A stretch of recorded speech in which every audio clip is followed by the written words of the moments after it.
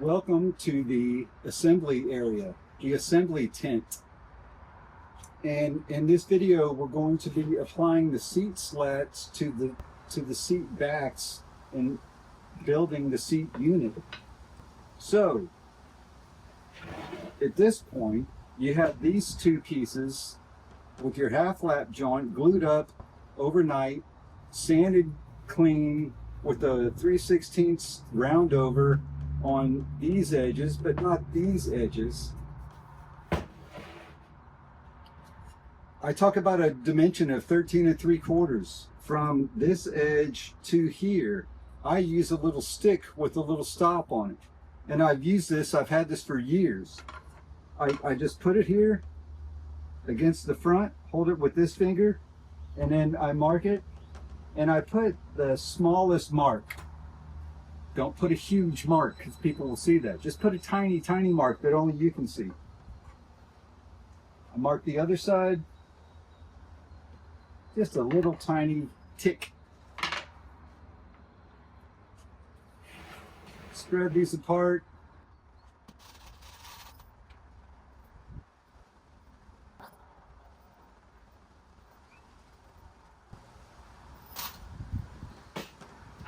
There, I got all my seat slats preloaded with my 2-inch screw.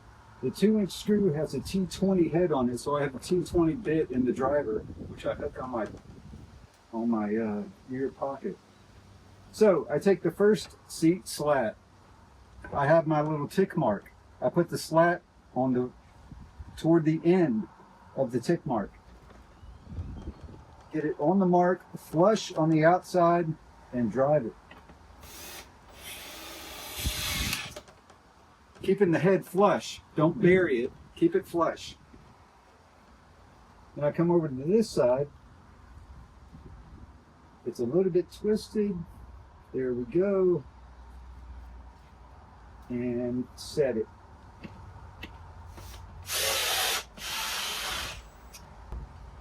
Now, next one,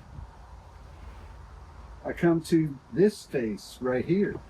The first 45-degree beveled face. I get it, the edge of the seat slat on the edge of that cut and flush on the outside. I put a little pressure down because as I push, I don't want to push the unit off the table. Very nice. Repeat over here.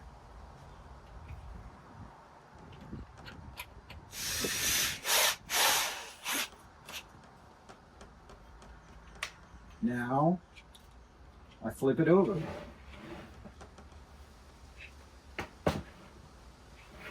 I do the same thing. My 13 3/4 stick. Get a little tick mark.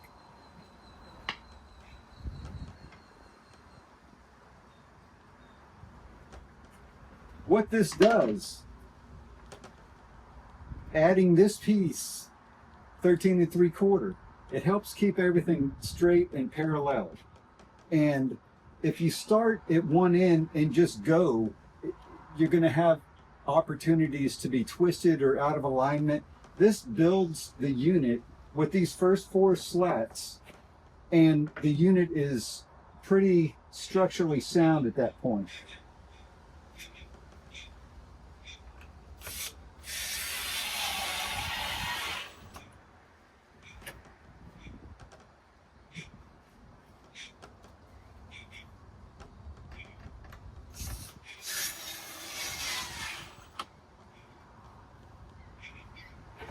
One more again in the front.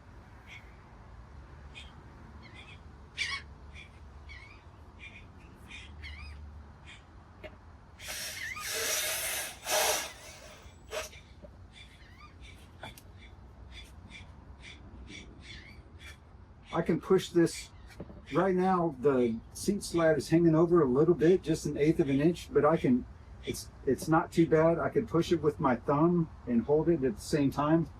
Sometimes I may need to get my F-style, my trigger clamp, and put it in here and spread it out a little. Or sometimes, this thing's kind of sticky. I may need to get a larger, this is my 12 inch, I may need to get the 24 inch and pull it together. And then once this fourth seat slat is in place, you have a unit that's sound, it's together, it's strong.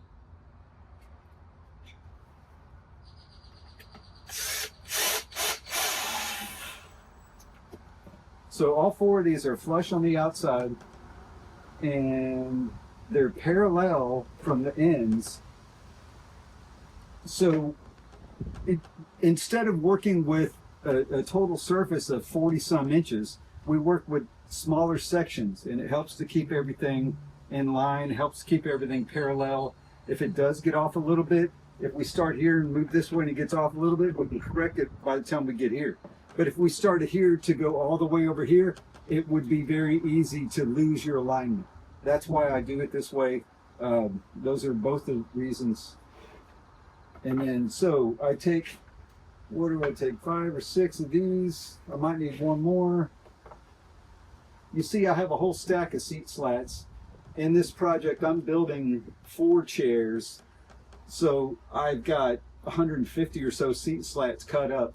And I just bring a stack at a time and load them with screws as I need them. Instead of doing 30 at a time, I do 8 or 10 at a time.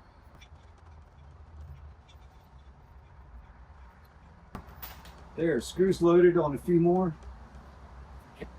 Here's another point that I want to say right now. If you find you have a bad one, I don't see a bad one right now. Here's one with a knot. That's not too bad though. It's going to be on the edge. Here's one with a knot that's a little more exposed. If you find an ugly one, save it for the end, because you could tuck it underneath here and not waste that piece of wood. No one's ever going to see that. If it's not damaged to the point where it's going to break or something. If it's just unsightly but it still has some integrity, you can put that one piece under here. Everything else is going to be very visible. So I take these and I have my spacers. These are 3/8 inch spacers, 3/8 this way, but if you turn them this way, that's a 1/4 inch. So they come in very handy.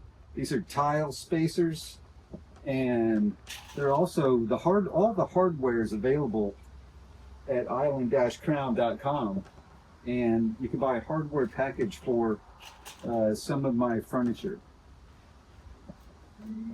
I just start spacing and working my way from the seat towards the front, keeping the spacers straight. You don't want them twisted like that. You want them nice and straight, perpendicular to the actual seat slats.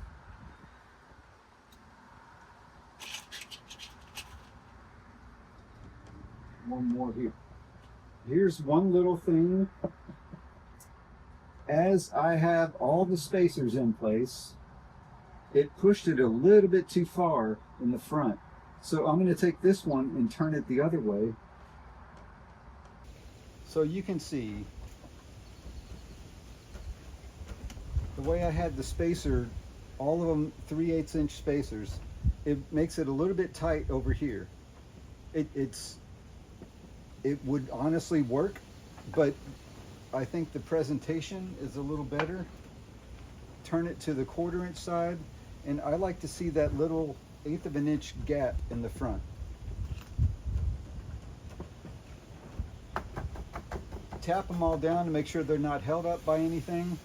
Everything has pressure applied towards this one, and I'm going to get the farthest one from here, get it flush on the end, make sure that gap is parallel. You don't want it to go from nothing to an 1/8. That's going to look strange. You want to make sure that gap is parallel.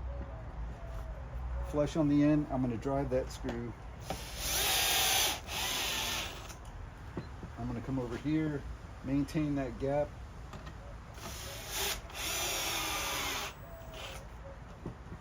There. And the fact that all of these are 3/8, but this changes to a 1/4, you're never going to see it. Your customer's never going to see it. It's a mild transition.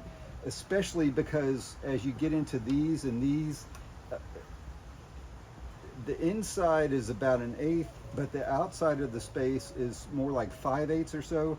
And here's another transition where we're going to play with that. Anyway, we've got it locked in now because this is fixed and this is fixed. Now we can just go down the line getting these flush on the outside. And you might do one or two at a time. Put pressure on two so they don't move. They're nice and flush.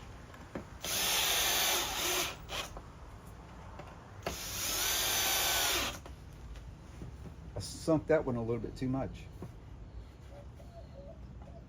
And then here we go.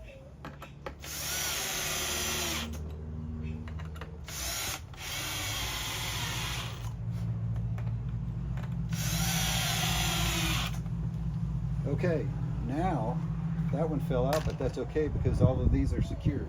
Now we come to this side, and they're not going to move laterally. They're not going to move in this direction either because of the spacers. So I could just start driving these screws down.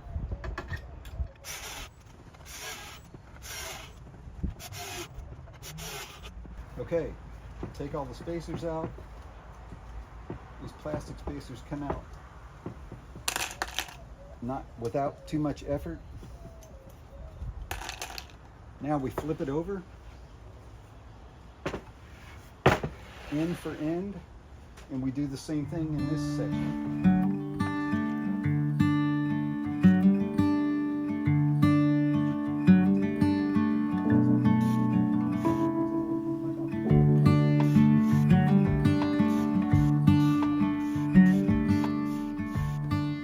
Remove the spacers. I need more slats. So we're going to do 6 again. I'll bring 3 and 3 over. Everything gets the 3/8 spacer.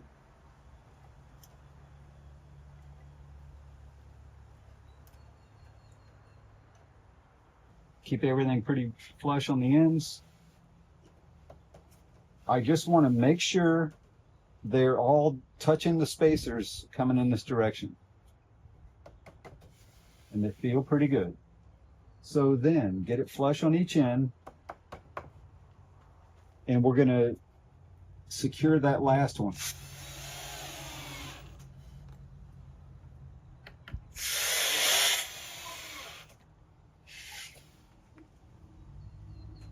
Look how nice it looks. The equal spacing all the way down, it already looks very nice.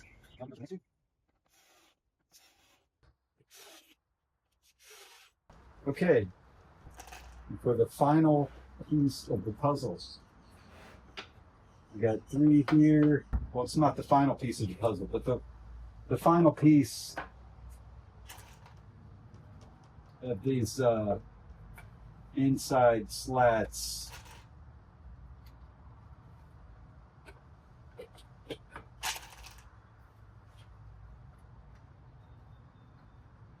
And it's inside the curve, so if there's any wiggle that needs to take place, if there's any fluctuation in space, this is the perfect place for it because no one's going to see it. Put 3/8 here, and you could already see what's happening. I'm going to run out of space. I fit this 3/8, but now it's less than an eighth up here. So I'm going to turn this one on its side and make a 1/4. And what does that do up here? That fits pretty good with a 1/4 up there. So let's see on this side, 3/8, 1/4, and 1/4. That's really pretty good. One difference here, we could make this one a 1/4. And then turn this space into 3/8. Like I said, if you make your changes inside the transition, they're much less noticeable. So the 2 pieces that have a 1/4 inch are in the curve, as you look at it here, that's really the best way to do it. You could put it up here and here. You could use these two, but there's nothing wrong with these two. And then it's the same process. Everything fits pretty snug. And you see, start from the end, we end up with a very parallel space, very much parallel. So all of those are flush. I'm going to go ahead and secure a few at a time.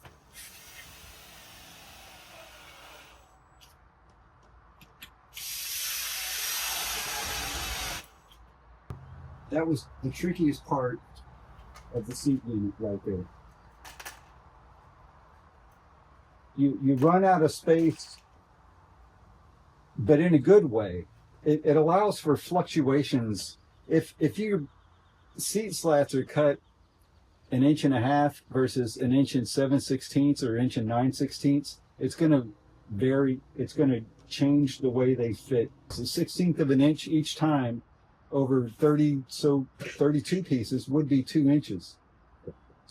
So if you make your slats 1.5 inches, it's going to be a really good fit. And still, there's going to be some variation. It's nice to have these spacers with dual spaces. So now I have my final 4 slats loaded with screws. I just place one here, and I can push it tight up against this one. No one's going to see it. It's underneath. As this sits in the upright position, no one's going to see that.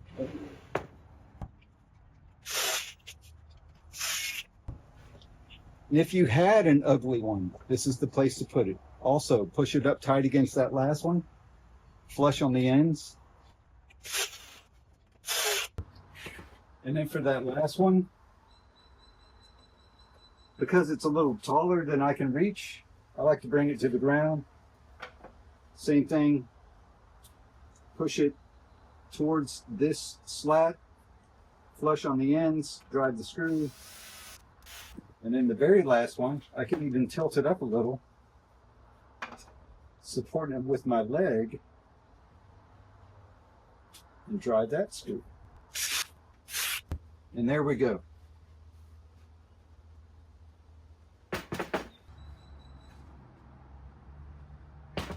And there you have it. A complete seat unit. It's ready for the leg assembly that this will just drop into. And at this time, you can turn it on its side. You can take your random orbit sander and sand all of this, make it nice and smooth. You already have your routed edges here. It's going to clean up very well. Flip it over on the other side, sand this nice and smooth. If there's anything uneven, anything imperfect, it's going to clean up really well with some 80 grit sandpaper. So thanks for checking this out.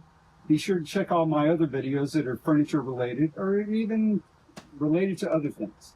And remember, plans are available for all of my furniture at island-crown.com. Also, I have an Etsy store. And thanks for watching. I hope this helps.